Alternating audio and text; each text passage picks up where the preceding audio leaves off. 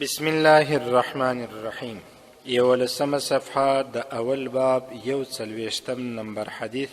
دغه حدیث امام ابو داود رحمه الله تعالی په خپل کتاب ابو داود شریف کې را نقل کړی دی. جناب نبی کریم صلی الله علیه وسلم فرمایي: حبک الشیء یعمی و یصمه.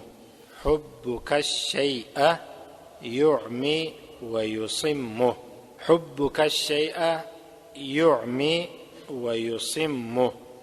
ژباړه: حبک ستا محبت او مینه، الشیء د یو شي سره، د یو شي سره ستا محبت او مینه، یعمی دا تاړندوي، و یصمه او تا کڼوي.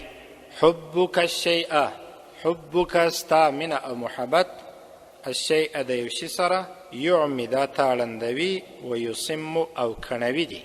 څه مطلب؟ مطلب دا دی کله کله یو انسان د یو شي سره داسې محبت او مینه شروع کی چې د هغه شي محبت دغه انسان د الله د ذکر څخه غافل کی، د الله د سمې لارې د لیدلو څخه دغه انسان لوند سي.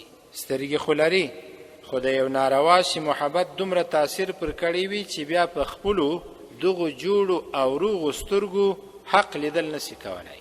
الله رب العزت خو غوږونه ورکړي وي، د اورېدلو طاقت هم نه ځینې اخیستی.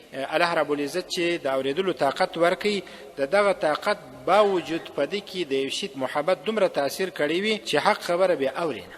نو د یو شي محبت په انسان کې دا دوی کمزوري راولي. یو د انسان څخه اصلي د لیدلو هغه حقانی د لیدلو طاقت اخلي، او بل هغه اصلي د اورېدلو حقانی د اورېدلو طاقت الله رب العزت ځینې اخلي. نو د یو شي سره په داسې اندازه باندې محبت او مینه کول چې د الله رب العزت د ذکر څخه څوک غافل نه کی. یو اسانه مثال، د خپل اولادو سره دومره محبت کول چې په هغه باندې انسان فرض المنزل څخه راګرځي، په هغه باندې انسان د الله رب العزت د دین د خدمت څخه راګرځي. دا اولادو دومره محبت په انسان کې هغه دی غیر اسلامی عمل راوستي، د یې بيدینی ته نږدې کوي. د خپل کوروالا سره دومره محبت کول چې انسان څخه بیا الهی احکام پاتوي او پر شریعت چلیدل پاتوي، دا محبت خصوصي نه دی. ځکه چې نه بیا قرآن ته وخت لري، نه بیا تلاوت ته وخت لري، نه بیا دین ته وخت لري. دا ټول وخت د شي سره په دومره محبت کې تیرول سی معنا نه لري او نه سی کار دی. نو انسان باید په دومره اندازه که څه هم کوروالا وي، خپل بچان وي یا پردي یا خپل وي، دومره اندازه باندې محبت وکي تر څو د ده څخه د الله رب العزت دین پاته نه وي، دی د خپل ځان په اصلاح کې بیا هم سي، او پر ده باندې د بل چا د مخلوقاتو دغه محبت پر ده داسې تاثیر ونه کړي چې د الهي محبت او مینې څخه دی وباسي.